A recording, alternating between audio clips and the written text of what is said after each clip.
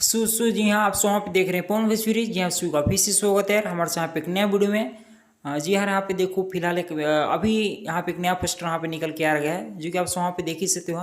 कैसन पीओ के चरित्रवा 2.0 फिलहाल यार सॉन्ग तो अभी यहाँ पे आ चुका है, जो कि आप वहाँ पे कल भी थे परसों आप वहाँ पे यूए म्यूजिक से आप वहाँ पे देखने को मिलेगा। फिलहाल इस सॉन्ग को यहाँ पे लिखे हैं शुभम मिश्रा और साथ में यहाँ पे म्यूजिक दिए हैं प्रियांशु सिंह जी।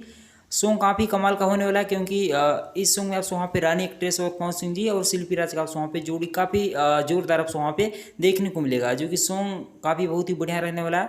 वैसे थोड़ा लेट है पर सॉन्ग आप वहाँ पे पोस्टर ही देखकर यहाँ पे कमाल का समझ सकते हैं कि सॉन्ग आप वहाँ पे कितना ही बेटर और कितना ही खूबसूरत आपको वहाँ पे सॉन्ग देखने को मिल रहा है।